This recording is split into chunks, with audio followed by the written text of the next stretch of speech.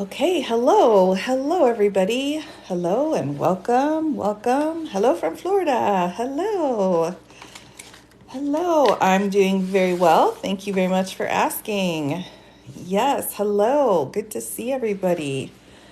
Hello. Thank you for making that switch with me to 7 o'clock. That works a lot better for my schedule. So from Minnesota, South Carolina. Woo, we love that. Yes, thank you. I do. I've had a lot of tea. So lots better. Oh, Houston. Yes, hello. Hi, Matt. How you doing? Oh, thank you. Yes, I've got little Halloween nails going on tonight. So, well, this one's not particularly hot off the press. This is the from Ecuador. Hello. Yes, so this is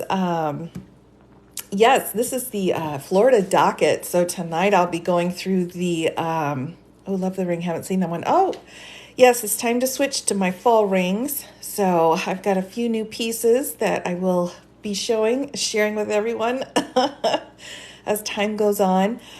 This is just a cocktail ring. So these are not full, full jewels here. So we'll just, hello from Scotland. Well, hello. Oh, yes. We'll be talking about the Garcia hearing tonight. Absolutely. Well, yes, Lexi, I had so many questions and such great support. I thought, well, I'll go ahead and share a little bit. So, yes, the Florida case has kind of gotten away here, gotten a little bit. No, they're not black diamonds. I'm sorry. Nope. It's just a cocktail ring tonight. So, this one actually, I'm trying to remember. I think this was an Amazon one. It's just a cocktail ring. So, yeah, I do. I have seasonal rings. I do. Just wait till winter comes. I had to put away the butterflies. Oh, I've got some fun winter ones too. So at some point, hello. Good to see you. Good to see everybody. Yes. Oh, thank you. Thank you very much. Yes, I had the green nails yesterday, but of course there was another incident. So I had another incident. So I had to change them. Yes, we're going to be going through the Florida case, a little update tonight on what's been going on in Florida. So we had a few interesting things going on. And so we'll kind of talk about that. Hello, Greg. Good to see you. Chopped off another one. No, not this time, Frank. Luckily, no, but it did involve an oven mitt. So there were some casualties. So I had to change them. So yes, we've got. I know, I know. Oh my gosh, I know. I just, sometimes I don't even know what I'm doing. Oh my gosh. Hello, everybody. Hello. Um, did you ever go over the hush money case? Yes, I have. I think I am just 2 posts behind on my Tube of You channel. So I did go through Michael Cohen's indictment along with the New York case, kind of breaking down the charges. So that video should be posted either tomorrow or Saturday. So it should be within the next 48 hours. So Steve withdrew from the House race. No, I had not heard that. Oh, that's interesting. Ooh, very interesting. Yeah, we've had a lot of things going on for sure. There's a lot going on out there in the world. So let me just double check my docket one more time. Humor and laughter. Oh, thanks. Well, we have fun here, I think. I think we have a good time. But I will double check my docket one more time before I jump into this case just to make sure I've got the most up-to-date information. We do have some crazy business going on today. So let me take a look here. Oh, that's DC. Let's see. Florida case.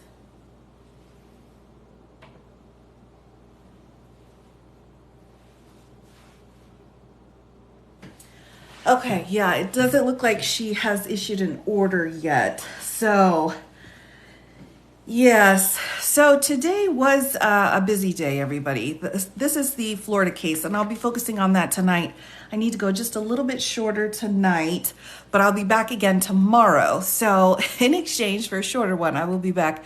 I'm going to try to be come on a bit more frequently than I have been, but I'll need to kind of keep them shorter. So, oh, love the ring. Thank you. Thank you. I appreciate that. Yeah, this is from my fall set of rings. It was time to put my flowers away and get out some of my bigger pieces. So, hello, Suze. Hello. Welcome, welcome. So, oh, thank you. Yeah, a little Halloween going on. So, this is the Florida case, and I'll be going through that tonight just a little bit. We had the Garcia hearings today, and it was quite the thing. It was quite the to-do. So in federal court, if there are any questions about conflicts of interest, they will bring them up in what's called a Garcia hearing, which means just that the defendant is told what the conflicts are, the judge tells the defendant, and then they make a decision about whether or not it's an issue or not. And pretty much, I would say maybe 8 times out of 10 that the conflict is waived. So, they just keep going. But the notice is really what the Garcia hearing is about. So that hearing was set for today. We had the Garcia's hearings for both Nada and De Oliveira. So that was what happened here. So apparently, and again, I don't have an order yet, but from the reporting that I've been getting, we did have one of the hearings for De Oliveira, and that was held, and it lasted about 2 hours. De Oliveira, there's a couple of different mixed reviews. Some say he completely understood what was going on and answered in perfect English. Others have said he didn't speak English at all. So I believe I think the language he was speaking is Portuguese. I really don't know. I don't have all the details. But despite that, he understood what was happening and decided to waive all conflicts. So he said, my lawyer's fine. I know he represented others, but I don't care. It should be fine. So that was agreed upon. But then there were a couple of things that were supposed to happen. Next was going to be Nada's Garcia hearing. And then there was supposed to be another kind of mini hearing for the press because there had been a motion to intervene. That was supposed to take place next. Apparently, though, Judge Cannon got very upset from the bench, kind of went off on the government and said, we're done. We're done for today, and decided to wrap it up. Didn't hold that second hearing. Also didn't hold that little mini review either over the press intervention. So extremely unusual behavior for a judge to set a hearing this far in advance and then just cancel it in that way. It was very, very unusual. Very unusual. So I don't know if it's, again, because she's so new, but at this point, from what I've seen from the reporting, I was really rooting for her. But at this point, it seems like there was really no true good reason for her to have canceled that hearing. I think, she felt that maybe the government hadn't explained well enough before the hearing what they wanted to talk about during the hearing. But I mean, that's why you have a hearing, so you can talk about stuff at a hearing. So, I've become suspicious based off of her actions for today. What did she get mad about? Well, I'm going to take you through what the whole issue with the Garcia hearing was about. So I'll take you through this. This was back in August 25th, but we had this conflict issue regarding one of the attorneys, and apparently she got mad at the government for, she felt, I guess the reporting is saying that she felt that the government wanted to have the defense counsel completely removed, which I didn't get that from any of their filings, but she felt that way, and because of that, she's like, well, you need to go and prepare more for this hearing without even having the hearing to know if they'd prepared or not. So, I'm not sure exactly how she's going to justify canceling a hearing like this, especially because they already held one. So I really don't know what's going to happen in this case. Judge Cannon, I was very surprised. I was very surprised.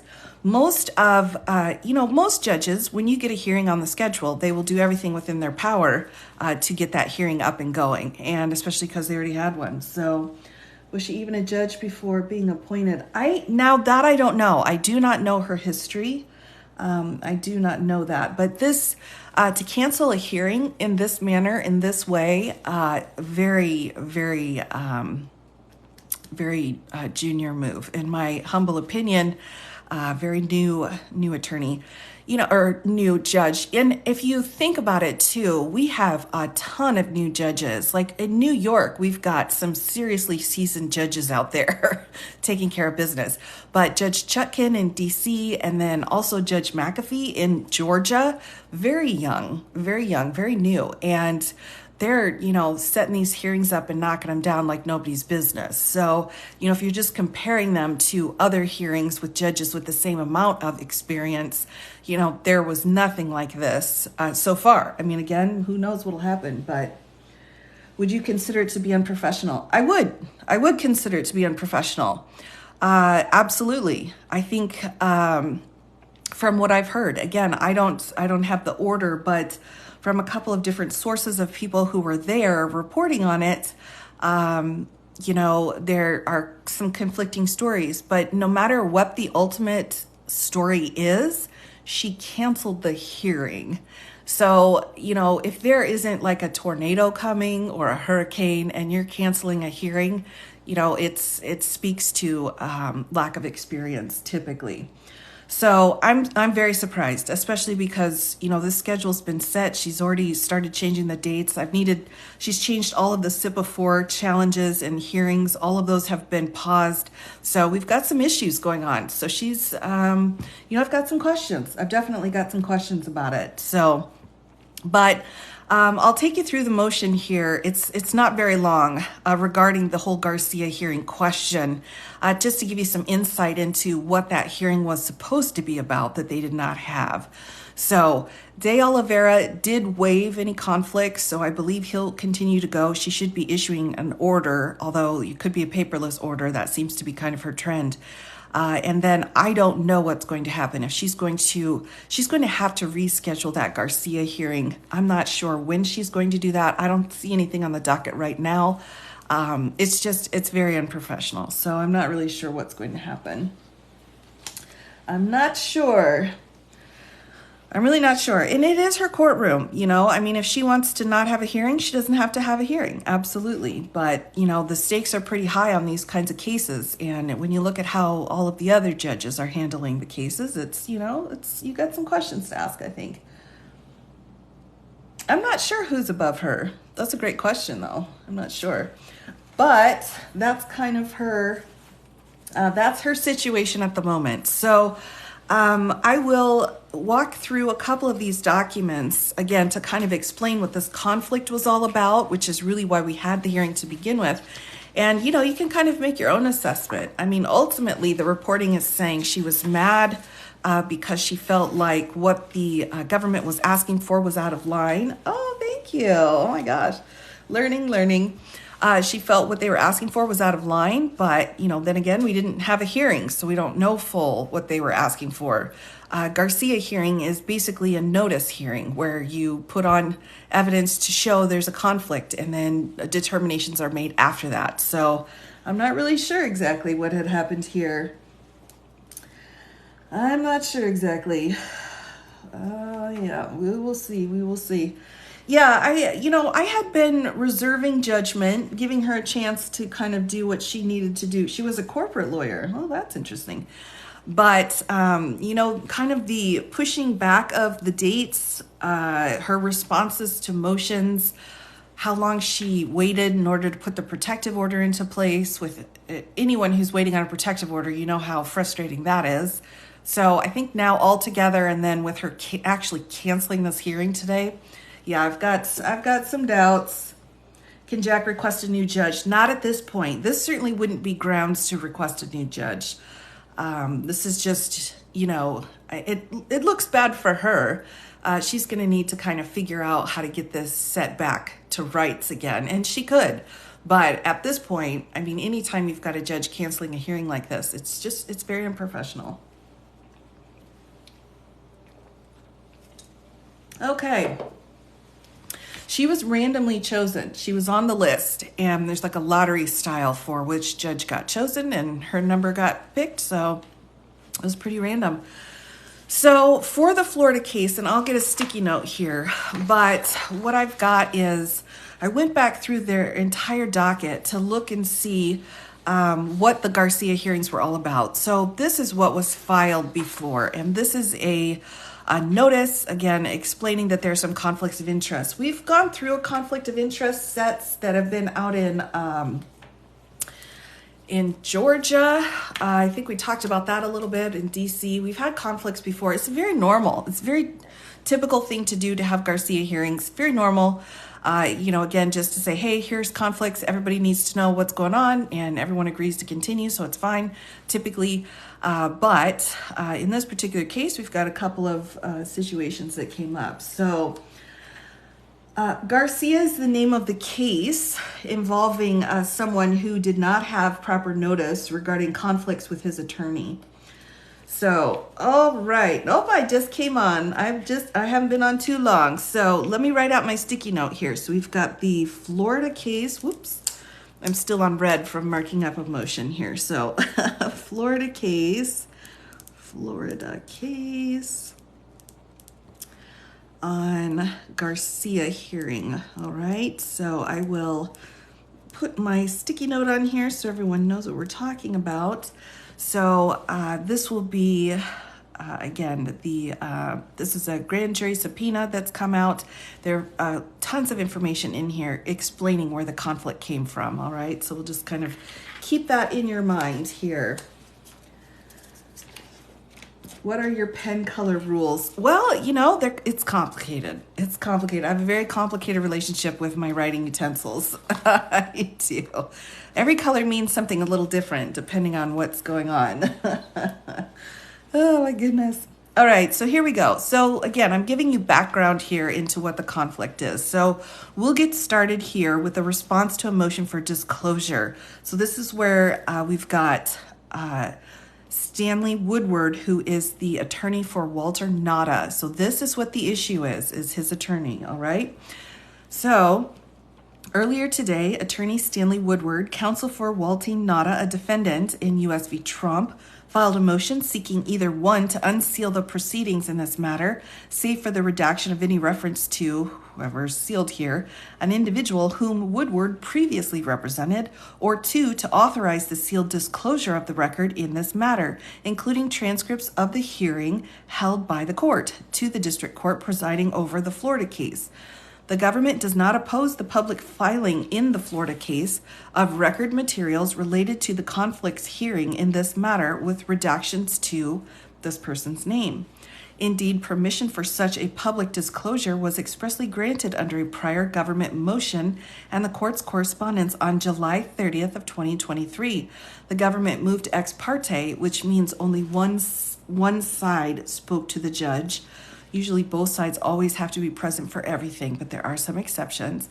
So the government moved ex parte for permission to disclose all information related to the conflicts hearing, including the fact and dates of the hearing, the resulting appointment of the first assistant public defender to represent that person, and if necessary, any filings, orders, or transcripts associated with the conflict hearing. In the motion, the government explained its intended use of the materials related to the conflicts hearing. The government initially intends to include such information only in a sealed supplement to its motion for a Garcia hearing. But to ensure that it does not need to return to the court for further disclosures, the government also seeks authorization to disclose information related to the conflicts hearing more broadly in the Florida case as the need arises, including the briefing and in-court statements related to the Garcia hearing. The following day, this court issued a minute order indicating that for the reasons stated in the government's motion, the government was authorized to disclose in the Florida case all information related to the conflicts hearing conducted by this court on June 30th and July 5th of 2023. To the extent an additional order is necessary to ensure that parties other than the government may file record materials from this matter in the Florida case, the government does not object. Consistent with this court's July 31st order permitting disclosure and to facilitate review by the district court presiding over the Florida case, the government intends to file this response and its attachments, including the response to a motion for conflicts hearing, filed June 30th. From Mr. Woodward's claims that the government selectively quoted as a notice in the Florida case. Respectfully submitted, Jack Smith. So that's the first piece here. Again, and we've got a footnote, so let's bump down, and it says, when filing the response and attachments in the Florida case, the government will, consistent with Woodward's request and the Garcia-related litigation to date, redact references to this person's name. Okay, so that's our first piece. So let's keep moving on here. The next piece, we have under seal and ex parte, grand jury here, motion for order authorizing disclosure. On June 27th of 2023, what's a minute order? A minute order is just a quick order done by the judge. Let me give you an example here.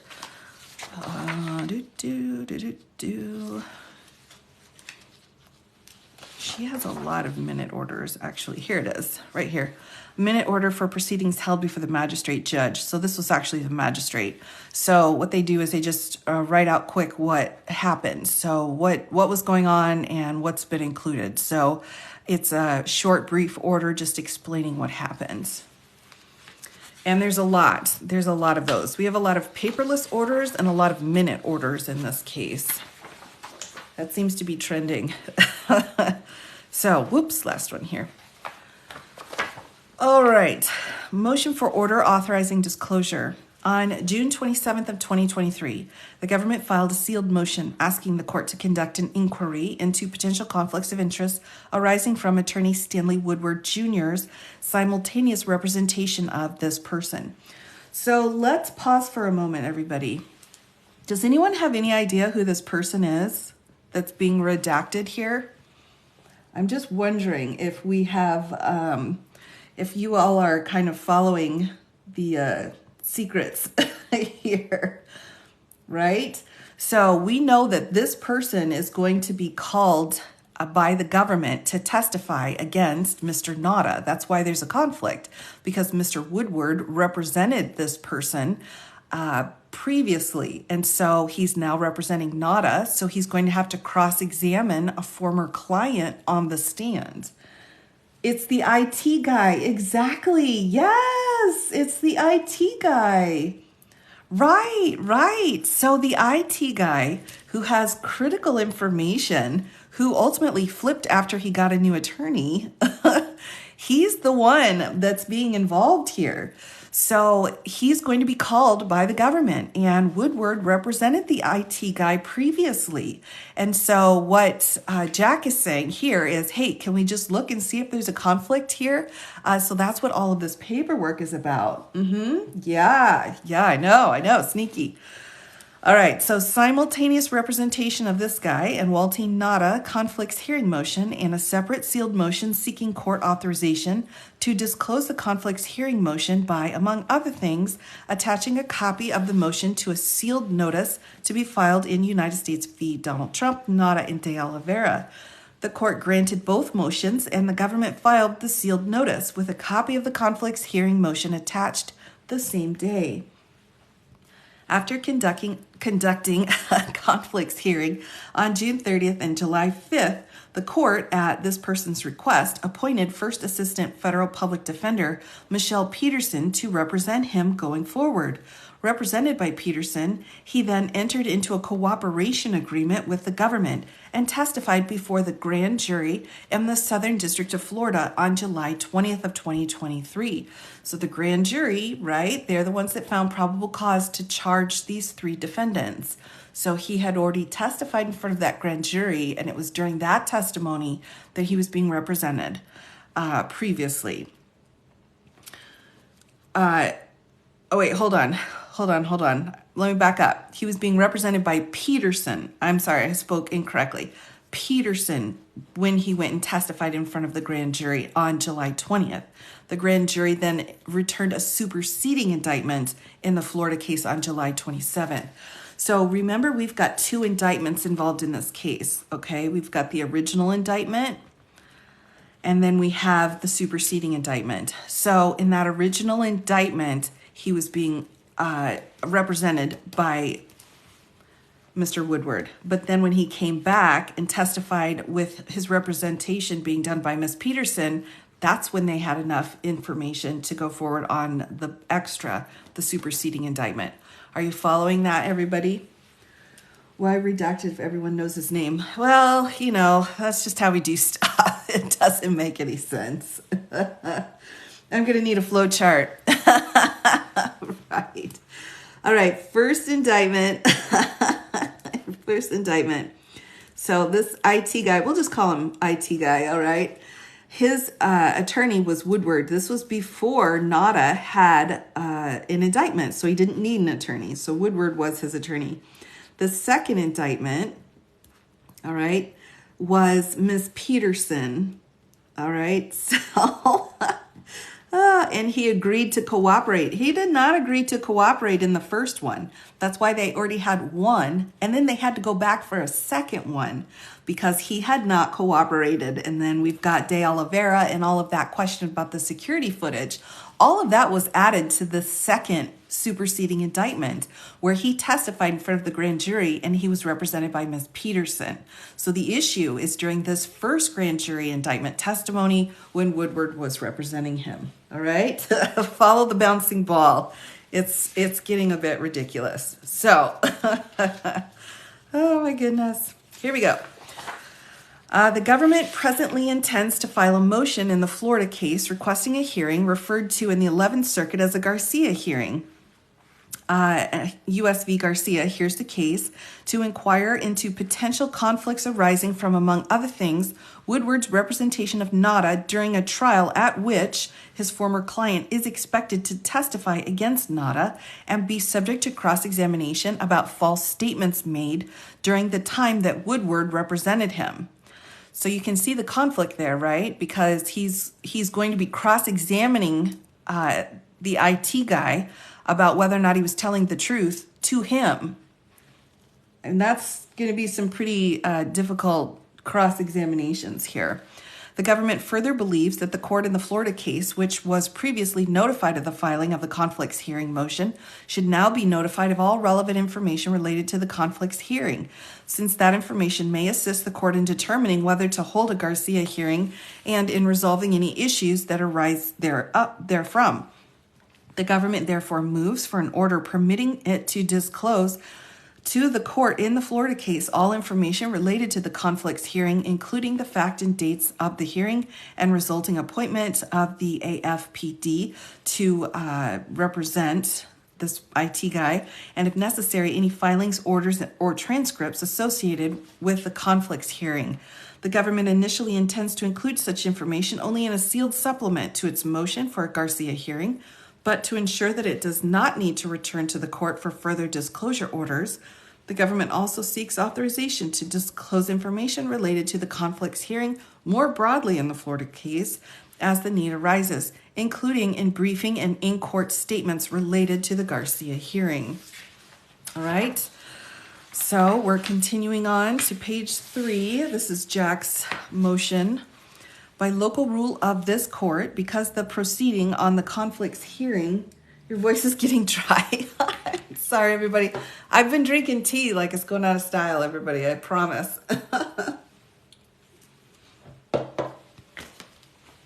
Okay, because the proceeding on the conflicts hearing motion was in connection with a grand jury subpoena or other matter occurring before a grand jury, all other papers filed in support of or in opposition to the motion were filed under seal, with the conflicts hearing itself closed. Accordingly, the proceeding on the conflicts hearing motion must not. What happens if they do not accept the conflict?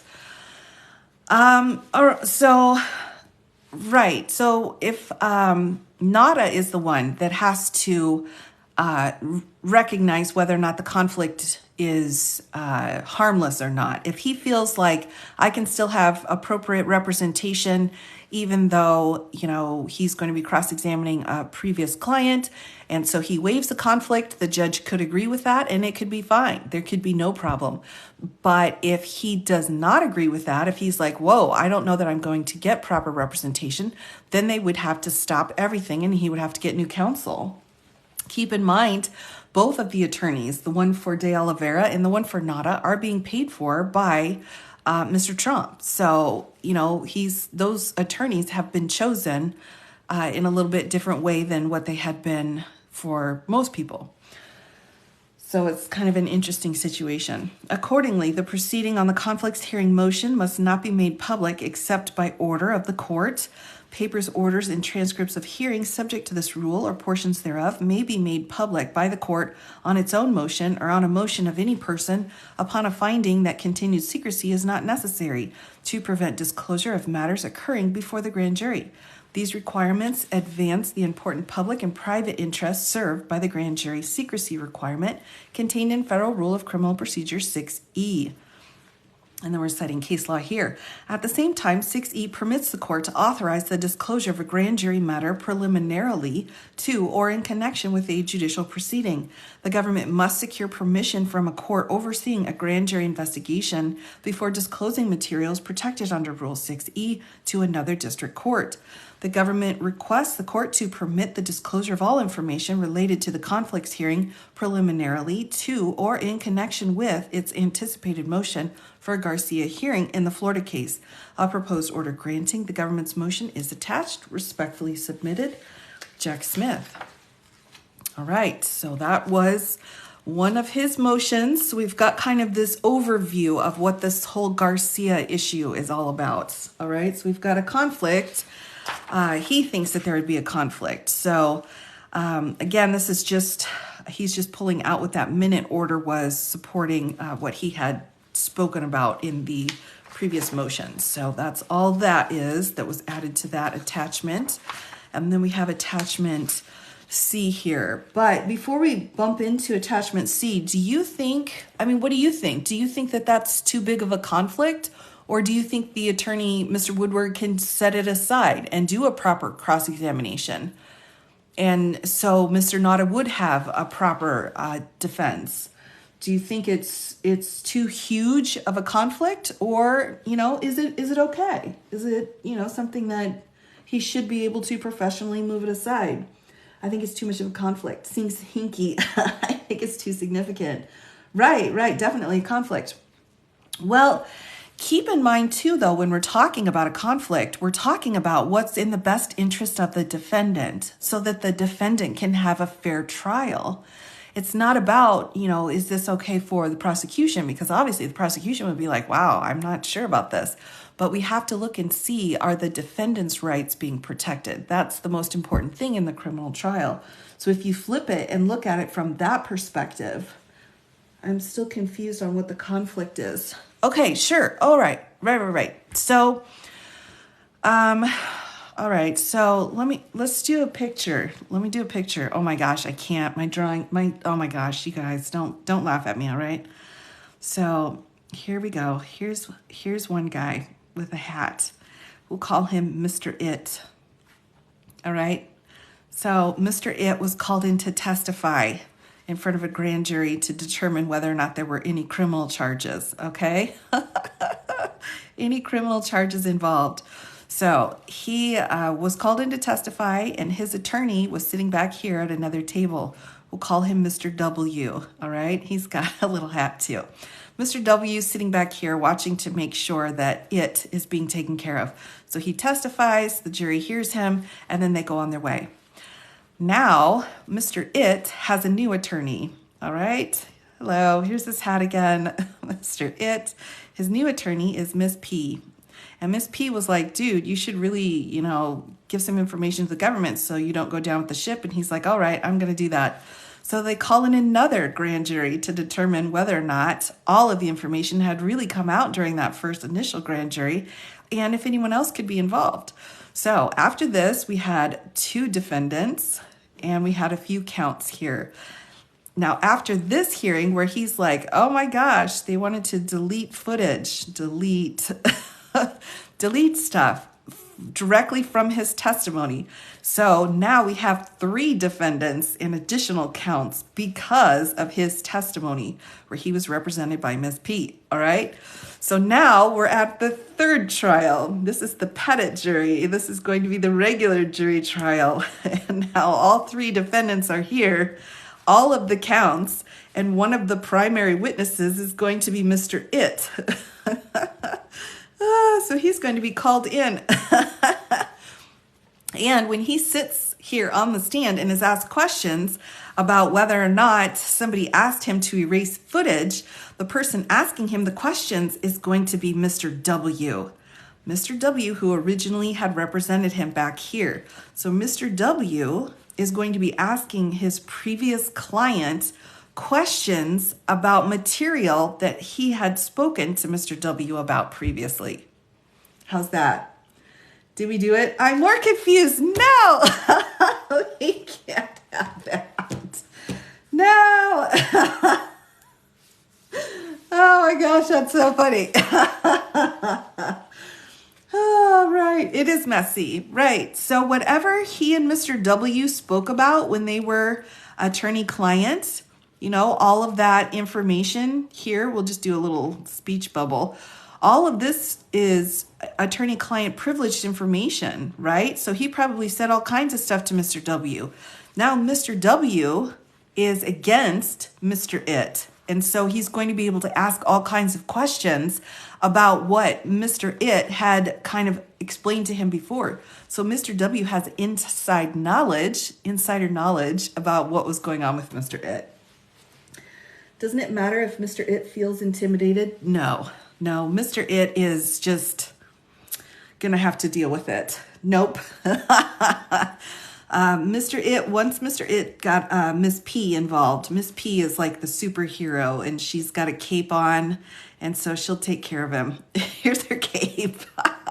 She's got her eyes on Mr. It, so she'll protect him. We won't have any problems. W will confuse the It guy. Absolutely he will, right? Because he's got all this inside knowledge. So Mr. W can go after Mr. It because he doesn't like Mr. It anymore because Mr. It has a conflict with the 3rd defendant, all right? And that's who is Mr. W's clients now. Yep. Superhero Miss P. Yes, I know. All right, so there you have it. There's a very, that's why I went to law school just so I could draw that for you. Oh my gosh. Yes, it is messy. It is messy.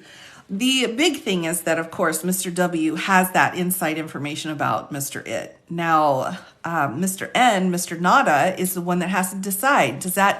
Let's bring it back. So Mr. Nada, all right, he's the one in question. So he's our defendant, and he's the one being represented by Mr. W. So Mr. It was represented by Mr. W, and Nada is being represented by Mr. W. So is Mr. Nada in a harm or in a position where he may not get proper representation because of this inside information that Mr. W has? Will that hurt his chances of having a fair trial? Because Mr. W will be talking and asking his former client questions. So that's really what the issue is. I see an appeal later. Yeah, that's huge. That's one of the reasons why we have the Garcia hearing, is because we don't want Mr. Nada to come back later if he loses, if he's found guilty, and he comes back and he says, well, wait a minute, I had ineffectual counsel because he knew one of the witnesses and he didn't ask questions correctly, or he screwed up the cross-examination of one of the government's key witnesses. So I didn't get proper representation, so I want to have a new trial. So what the Garcia hearing does is it says, hey, there is this conflict here, do you mind? And then Nada can say, no, I don't mind. Not only do I not mind, but if I'm found guilty, then I cannot appeal There can be no appeal on ineffectual counsel because of this conflict interest issue. Does that not hurt the witness's credibility? Yes, it does. It does. Absolutely. But now, so Nada will agree, and then W can stay as his attorney, but he cannot appeal on ineffective counsel for this situation. Or Nada can say, no, I don't think I can get a fair trial, and then go forward and try to get a different attorney. Yes, my sketching is really, chef's kiss. I know. I know. It's just, yeah. Sorry about that. Make the judge mad. Right. Well, yeah, I think the problem here is that I think the judge is frustrated. Now, as you can probably tell, so we've got the state over here, or the federal, it's actually federal, sorry. We have the federal government. We'll just call him JS, all right? JS for short. So do you think JS would have conflicts then with W? Do you think he would want W to keep representing Nada? Probably not, right? So JS would probably be like, I don't know, I think W needs to go, but it's not up to JS, it's up to Nada. So JS is like, get rid of him. And Nada's like, I like him, I want to keep him. And so JS is frustrated and is trying to figure out, well, what about all of this other information to Nada in order for Nada to make a good decision? And then the judge up here is all angry and is like, no, stop talking. I don't want to hear any more about it. Blah, blah, blah, blah, blah, blah, blah, blah, blah, blah, blah, blah. Anger, thunder. And so kicks out Jack, and then they don't have a hearing.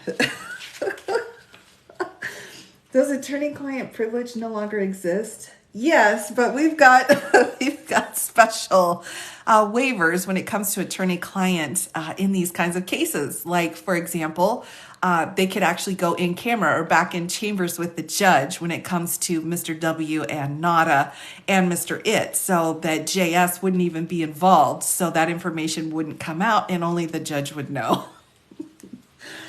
But leave Jack alone. I know. She's so angry judge. Oh, yes. All right.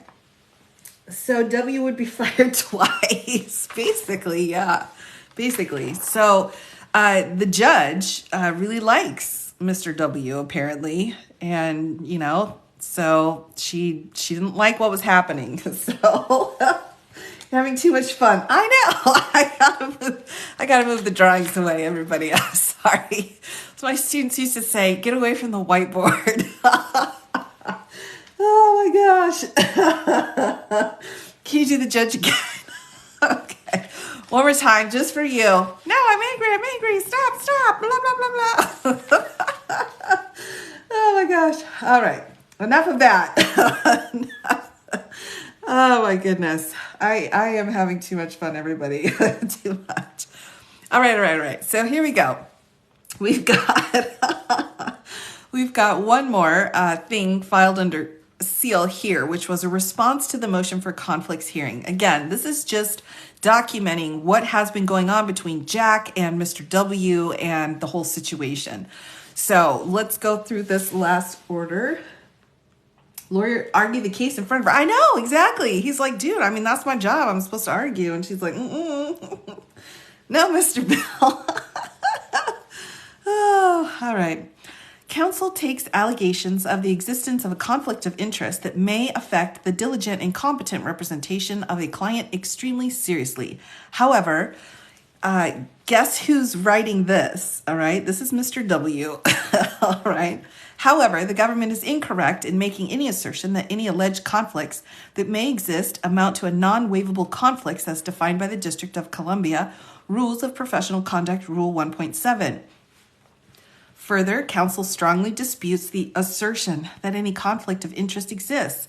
Neither counsel's concurrent representations of Walt Nada and IT, nor Save America PAC's payment for Mr. Woodward's legal service. Hello, look who's paying for Mr. Woodward's legal service. On behalf of this person here, create any conflicts of interest under the rules. Counsel welcomes the court's inquiry into Mr. Woodward's representation of it, as the court will very easily be able to determine that Mr. Woodward is providing competent, diligent, and conflict-free representation to Mr. Nauta. At the outset, the allegation that it has lied under oath before a grand jury is unfounded. The government seeks to portray a mundane initial question about the grand jury process as evidence of a guilty conscience that simply does not exist. It also provided an unusual response when he was advised at the outset of his testimony that if a witness testifies that he does not recall something, when in fact he does recall that. So now we have credibility questions coming up. Testimony is considered false. Asked, would you know if I can't recall or can't remember any of that stuff? However, a mere cursory review of this person's grand jury transcript will reveal inter alia that this was his first appearance before a grand jury and that the questions about grand jury process were encouraged by the government's counsel. Further, such a statement is common tactic applied by the government intended to make witnesses carefully consider exactly how they respond to the government's inquiry and fearful of having to say that they do not recall certain information when asked by the government. All right, pausing for a hydration break. One moment, please.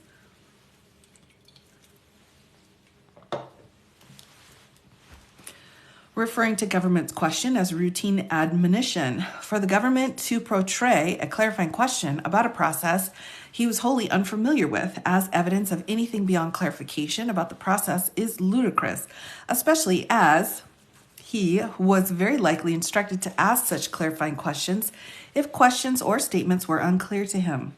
Beyond this claim, the government provides no information to support their claim that he has provided false testimony to the grand jury. While counsel does not preclude that the government may have provided more information to the court ex parte, the government's current representation that he has clearly presented false or conflicting information to a grand jury such that he is doomed for prison if he refuses to become a cooperating witness before the grand jury is wholly unsupported by any information available to counsel. If Mr. W told Mr. It to not recall, would Mr. W get into trouble? It depends on exactly how he phrased it. You know, we cannot coach our clients. We cannot tell them to give false information or to be dishonest, but you know, it really depends on the words that are used. So typically when I get someone ready for a client that's going to do testimony for a grand jury, again, it's very different because a grand jury, you've only got the prosecutor involved. You would say something like, you know, it's okay if you don't know the exact dates and times. Everybody forgets. That's absolutely fine. Just try to do the best you can. I always would tell clients the most important thing is that you're brief but honest. And if you don't recall, just say you don't recall. You know, don't try to sit there struggling for an answer and force yourself to find an answer. So that's one way of explaining it. But, you know, you can say the same kinds of words, but if you add like a wink, wink to it, you know, like, you know, don't say anything you don't mean, wink, wink. I mean, it can completely change the whole meaning behind the words. So it would really have to be contextual, how he said it and the manner in which he said it and the other things he said at the time. It would be difficult to prove. All right, so cooperating witness before the grand jury is wholly unsupported by information available to counsel. Further, even if he did provide conflicting information to the grand jury, such that could expose him to criminal charges, he has other recourse besides reaching a plea bargain with the government. Namely, he can go to trial with the presumption of innocence and fight the charges against him. Of course, because everyone wants to go to trial. If he wishes to become a cooperating government witness, he has already been advised that he may do so at any time. And number 3, the government seeks to portray 2 different aspects of Mr. Woodward's representation of him as conflicts of interest that should entirely preclude Mr. Woodward from representing him. That the Save America PAC is paying Mr. Woodward's legal fees, and 2, that Mr. Woodward represents Walt Nauta, about whom the government alleges this possesses information negative to Mr. Nauta's case in Florida. While the government seeks to demonstrate that both conflicts are non-waivable, such a position has no teeth. Further, counsel has no reason to believe that any conflict even exists in his representation of this person. At the outset, an agreement for a third party to cover a client's legal is a common and uncontroversial practice, so long as certain procedures outlined by the DC rules are followed. See District Rule 1.8, lawyers are prohibited from accepting or continuing third-party payment for a client's legal services unless the lawyer determines that there will be no interference with the lawyer's independent professional judgment and there is informed consent from the client. While the government has often sought to imply an illicit purpose for the Save America PAC covering the legal costs of certain grand jury witnesses, the truth has always been very simple and legitimate. Many of the grand jury witnesses, including this person, are also subject to this investigation by virtue of their employment with the entities related to or owned by Donald Trump.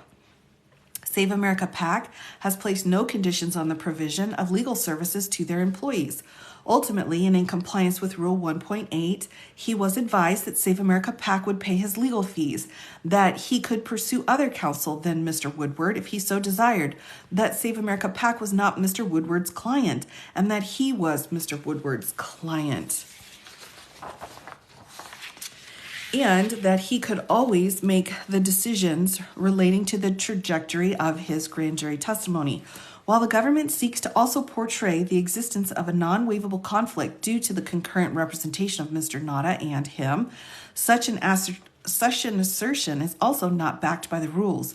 Non-waivable conflicts are a very specific type of conflict as made clear by the rules. See Rule 1.7, a lawyer shall not advance two or more adverse positions in the same matter.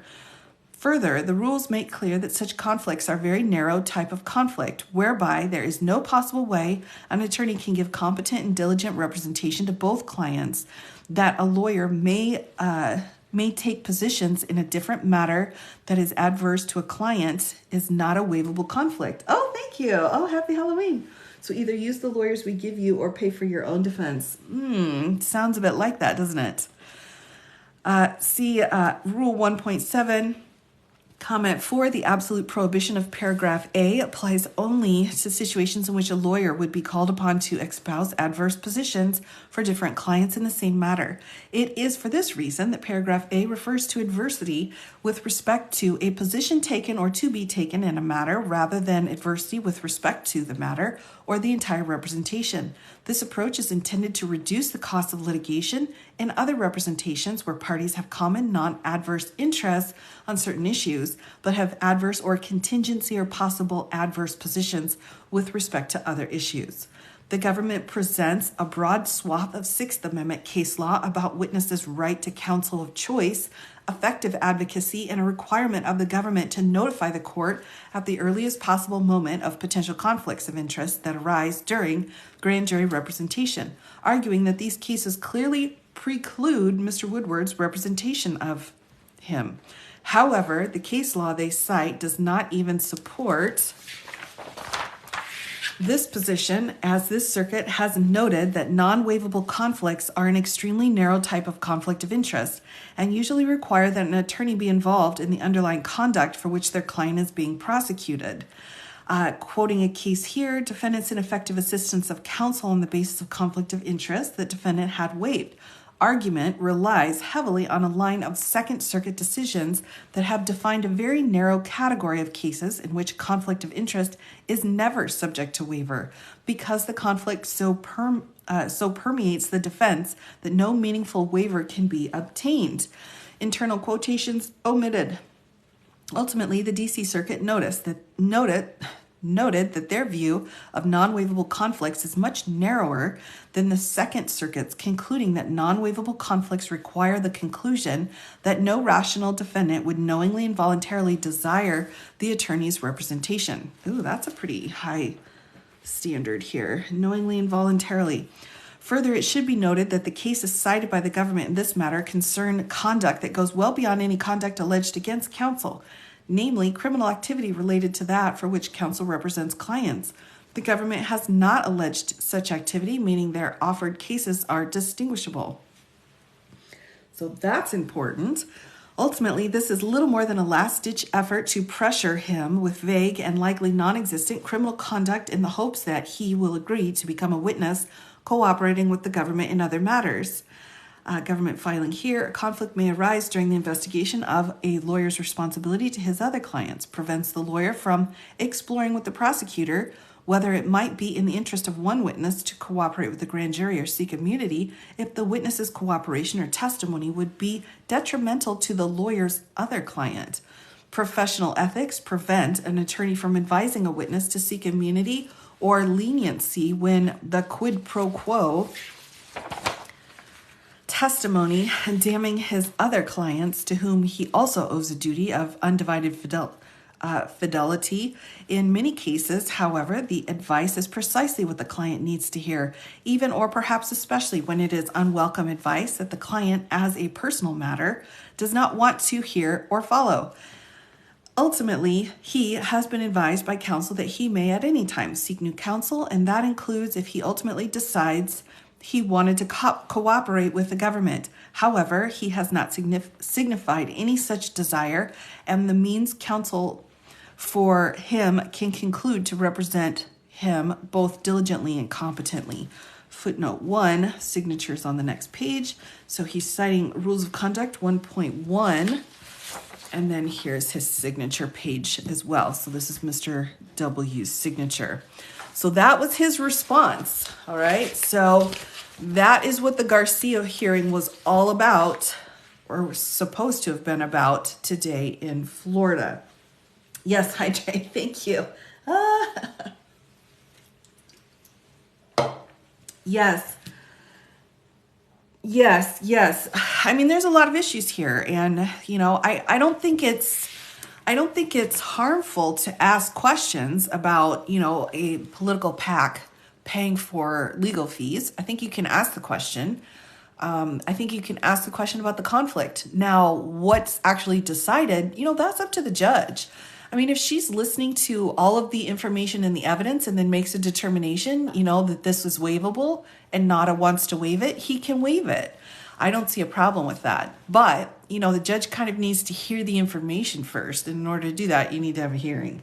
So that's why, again, I'm like, why wouldn't you want to have a hearing in order to get the information that you need to make your decision, whatever your decision may be? So it's a bit weird. It's a bit odd, in my opinion, that she just, stood up and said, we're done. That seems very odd. Didn't she rule against the government? I don't think she necessarily ruled against them because she just paused it. They didn't have a hearing. I don't know if she's going to reset it for a different date or what, but there was just no hearing at all. So it's very weird. Why did she say she canceled?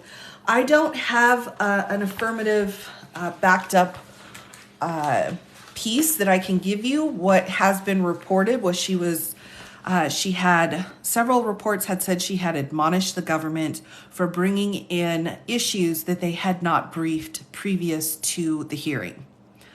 So that seems to be the general consensus. I do not have corroborating evidence for that. I just don't. But that's what I'm seeing is being reported around. Once I get confirmation and once the order comes down, I'll know more. But that's just what I've heard from different reporting sites. She's going to wait until 2025 to have a trial. It's possible. But, at this point, I'm not sure how much good it's going to do. The Florida case is absolutely the most open and shut case of all the cases, for sure. So it's equivalent to the New York civil case, it's the Florida case. But, it's also one thing, too, that we shouldn't forget is that, just one of those counts is 10 years in prison. So, there's like over 40 counts. So there's some significant prison time on the table in Florida. And I think sometimes because of how simple the case is on its face for facts, I think we forget how much prison time is actually involved in it. So, I think that's something to really take into consideration. Each one of his 32 counts is up to 10 years each. It's not like they're going to sentence 10 years each, but that's 300 years prison. So although, again, the facts are pretty simple, the case itself is relatively simple. Really, it's more of a strict liability issue. The actual repercussions, the punishment is incredibly high in this case. Sometimes I personally just forget that. Right, Garcia hearing based off of the Garcia case. Yep, you got it. You got it. All right, so let me do a quick overview of what's coming up, everybody. We've got a few things here. Oh my goodness, we've got a few things coming up. I did need to kind of go back and kind of correct what was going on. All of the SIPA Section 4 scheduling pieces for Florida have all been canceled. So those are all out at this point. We do have some DC SIPA objections also. Those are due. We're due. Sorry. I know what day it is. It's the 12th. Don't get me wrong. I know what day it is. We have the demurs also argued here in Georgia as well. So we had a lot of stuff going on this week. It's been busy. Do you reuse your nails? The sets are so different. I absolutely do, Angela. I do. I have actually a big bowl and I just toss all my nails in them. And so I just, whenever I just sit down to do my nails, I just pick out whichever ones I want to do. So absolutely. So we've got, again, we have the Garcia hearing today, but we've got a lot of things set for next week. So tomorrow I will be coming back on to do kind of a weekly review here. I'll be back on again for that. So I'll definitely be back, but for next week, what we've got a couple things going on. We have Cohen coming in to testify for the New York civil case. That'll probably be the biggest piece. They're saying they predict he'll be as soon as Tuesday coming and testifying in New York. So that'll be a really big deal when Cohen comes to New York. So that's coming up next week for the civil hearing. We have then the gag order hearing in DC. That's on Monday. That'll be another really big deal. Should be pretty fun. Again, all of the hearings in Georgia or in Florida are all questionable at this point. We've got the government's response due in the DC case. We've had this request for moving discovery and so on. So we've got another response due out of the DC case. Thursday looks open, but it's really going to be the kickoff to Georgia. So things are going to really take a turn once we hit the 19th. We have our first set of 450 jurors coming into Fulton County to fill out original jury questionnaires for the Powell and Chesebro trial. All right, so everything's going to start going real quick once we hit the 19th. Yes, Cohen has been called to testify for the civil case in New York. He will be testifying. I mean, he's the one that started it all. That's why the case was even brought to begin with. He'll be testifying in New York. So that's a really big deal. But once Friday hits, it's going to be all Georgia all the time. So we've got tons of questionnaires, tons of pretrial motions that will be filed. We've got already, I've been going through the docket in Georgia, and I mean, this judge is on fire. He is just not even, just to give you a sneak peek, I mean, he's just not even messing around with all of these orders that continue to come up. I mean, everybody's just filing stuff like complete madness. It's madness, I tell you, madness. So they keep filing all of this stuff. So I'll kind of do an overview of that when we get a little bit closer. But they filed a lot of stuff, and they filed a ton of motions to dismiss. All have been denied. They did their demurs. All have been denied again. So we've got a lot of things going on in the case. So it'll be very interesting once things turn the corner towards Georgia, which we're really quickly speeding towards Georgia. So we've got 450 jurors coming in on the 20th. Then there will be voir dire coming into place again, all the questioning and so on. And then if we can't get a pool from the 450, then the second set of 450 jurors will be pulled in on the 27th. So we will be definitely working on pulling in the jury. That'll be our first piece of what's really going to be the most important part about Georgia, is getting enough people in to be able to have a full jury seated.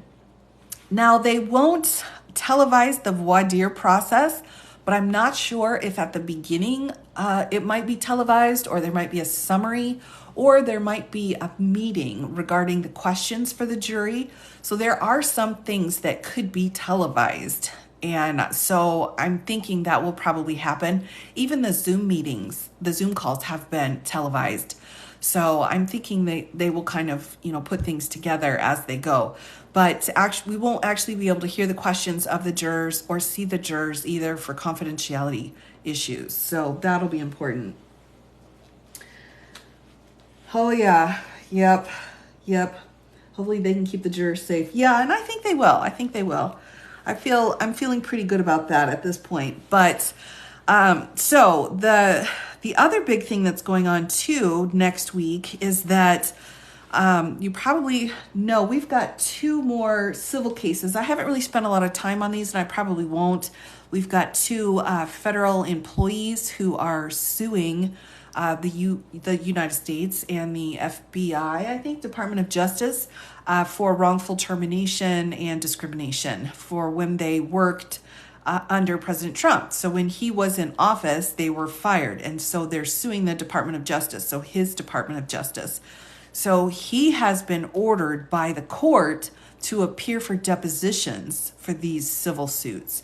So he has to go in and get questioned about it. Now, these cases aren't particularly strong. They're not particularly that interesting. And actually, they remind me a bit of Fitzgerald v. Nixon, or Nixon v. Fitzgerald. So I don't really mess with them because that's my trigger case. But what's interesting is that he will again be sworn in and have to sit for depositions for these cases. So that will be coming up next week too. And we will see, we'll see what happens with that.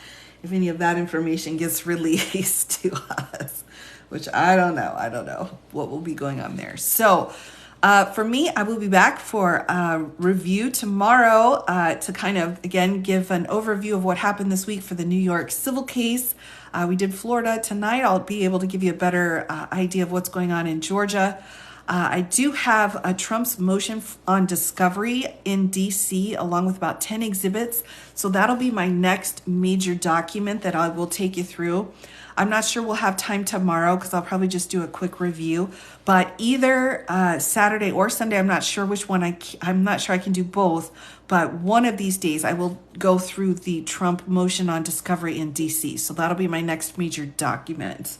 So, oh my gosh, thank you. Oh, I love fireworks. I love them. I love them so much. Oh, you always do a great job. Thank you. Oh, you're welcome. So, but that's all I've got for everyone tonight. Thank you again for joining me at this later time. This will be my new time. It will... At 7 o'clock Central will be my new set schedule. That's just what's going to be working out for the next period of time here. So I appreciate all of you joining me. It's always wonderful to see you and hang out and catch up. It's just very fun. Oh, thank you. Thank you so much. I appreciate that. Yes, had my fun purple nails tonight. I'm going to be very careful. I should have purple nails tomorrow. If I don't, I just don't even know what I'm doing with my life anymore. I just don't. Yes, you're welcome, everybody. You're welcome. So I'll be back again tomorrow at 7 o'clock Central Time. Again, we'll do a review here, and I'll kind of get us set up for this next week, which is going to be pretty busy. So take care. I know. I have to be careful. I have to be very careful. I know it went really quickly. I know. I think this a little bit shorter is working better for my voice. So I try to keep these a little bit shorter, I think. But thank you all for joining me again. Have a wonderful, wonderful night. I've got one more, let's see, I'm 2 lives behind. So tomorrow I've got one prior live, and then Saturday, another prior live. So this live for tonight should be posted by Sunday. So, well, thank you, VC. I will. It is, yes. So I will go ahead and sign off, everybody, but hope to see you again all tomorrow at 7 o'clock. Thank you again for joining me. Yes, no, it was great. It was great to see you all. So take care. And now you all know what a Garcia hearing is, so you can tell all your friends. So because we're cool like that, right? Take care, everybody. Have a great night.